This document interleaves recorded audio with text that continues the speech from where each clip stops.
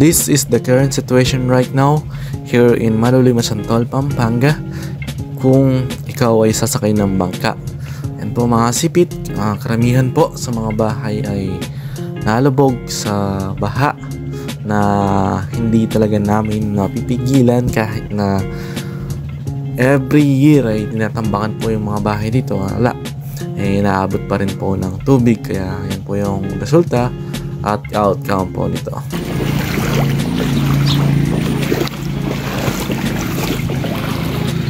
Good morning mga sipit, yan dito po tayo sa Malolos, Masantol, Pampanga. And this is the current situation so far.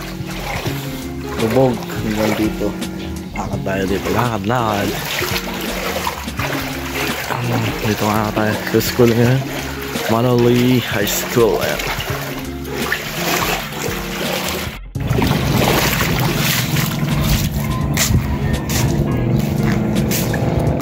Mga sipit, marami po sa mga bahay dito ay lubog na so far dahil sa baha. Yan mga bahay sa gitna ng palaisdaan, lubog sa tubig. At yung palaisdaan, ang nagiging tilapia na lang po dyan ay lambat. Medyo malayo-layo pa yung lalakaran natin mga sipit. Nasa ano pa lang tayo, nasa bungat pa lang tayo. Hanggang doon yan, lubog. Ito yung Malolos Elementary School. Malolos Elementary School, and nalubog din po yung mga classrooms. Wala tayong magagawa dito mga sipit kasi tinambakan na po ito ng lupa, pero inabot pa rin. Nakakailang patong na po sila dito. Wala, tubig talaga mabilis lumaking tubig dito sa aming lugar. At the same time, mabilis din bumaba po yung soil erosion, sabi. Ayun ang mga nila, mga table tinagay na lang dito para hindi mabasa at masira dahil malapit na talaga yung pasukan na. Ayan po mga sipit, so far nakakalahati na natin yung ating paglalakad pauwi sa aming bahay. And most of the fish pan dito sa amin lubog talaga, grabe.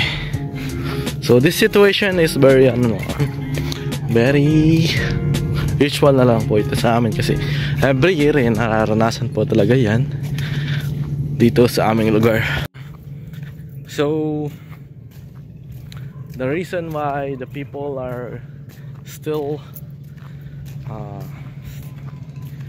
nanatili po kami dito dahil this is our primary source of income. Ito po yung pinaka primary source of income namin, kaya wala po kaming choice. Kaya despite of this kind of situation, kailangan pa natin mag-stay at manatili, although mahirap, lubog yung lugar. So ito, lubog na to, magtatagal to ng 1 to 2 weeks. It depends kung hindi na uulan, pero kung uulan pa rin basically magpapatuloy pa rin po ito. Grabe,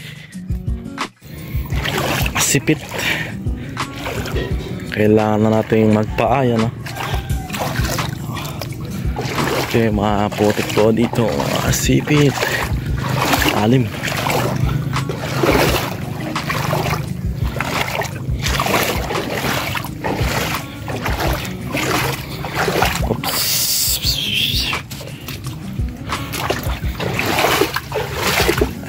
Baka meron pa tayong mga pakan na crabs din This is one of the dito challenges. Kapag ka nalubog, mahirap maglakad sa pilapil kasi madulas mga sipit ka. Actually nagbabangka din po kami papunta sa chapel. But that's dead crops dito. Mga sipit, lambat na lang talaga ang pagitan. So majority po sa Masantol, Pampanga, including po yung Macabebe, Pampanga, ay lubog.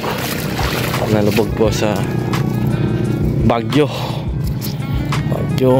dalang ulan ni Karina. Yan, Masantol, Macabebe, mas grabe pa po yung lubog sa kanila sa ibang parts ng Macabebe o Masantol. Or what's this?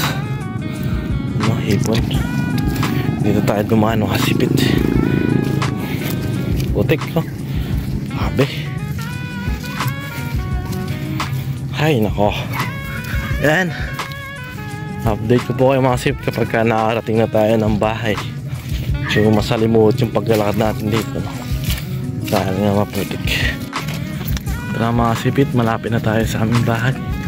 And I can see here it's lubog-lubog. I don't know what's going on here.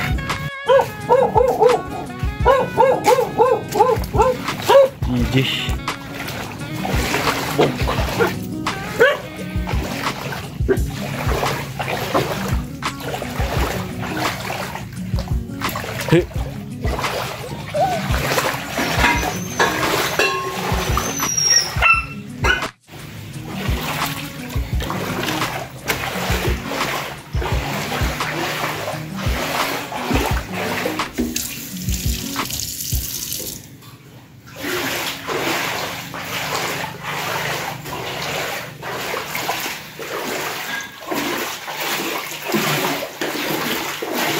Ay nako, may pag-asa pa sa'yo. Grabe.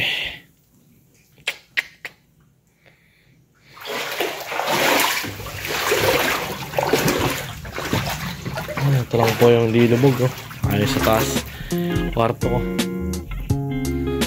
Dahil this one is bago ko siyang gawa. Pero the good thing here is pagka umaraw na po, within 1 week mawawala na po yung tubig na yan.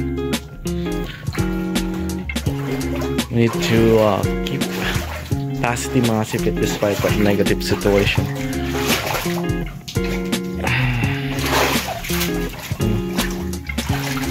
Okay.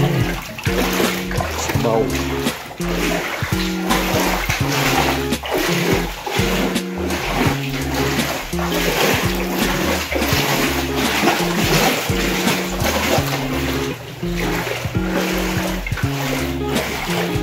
Namin sa loob at saka sa kusina lahat. So yung hindi lang po lubog ay yung aking kwarto, yung po sa taas at the same time this one, pero wala naman siyang tao.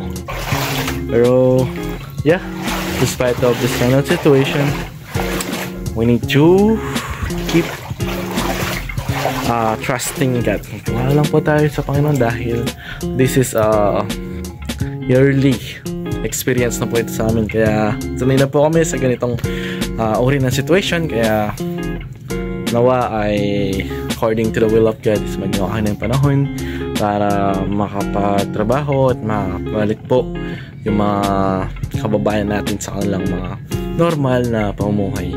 Specifically yung mga nalubog, hindi lang po dito sa Pampanga, sa Masantol, Macabebe, including po sa in different places here in the Philippines. Dahil sa mga news po na napapanood ko is talagang grabe, mas malalim po yung baha sa kanila. Kaya pag-pray po natin, fast recovery yung mga needs po ng bawat isa, financial and emotional, and then syempre marami mga mga tawag doon, mga epekto sa atin.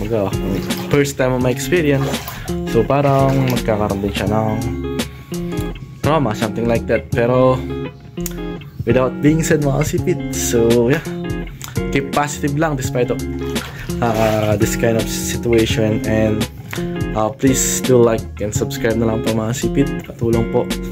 And I will update you po regarding po sa situation na palaisdaan later kapag po meron po tayong free time. So far ay maliligo muna ako, mag-prepare dahil Sunday ngayon.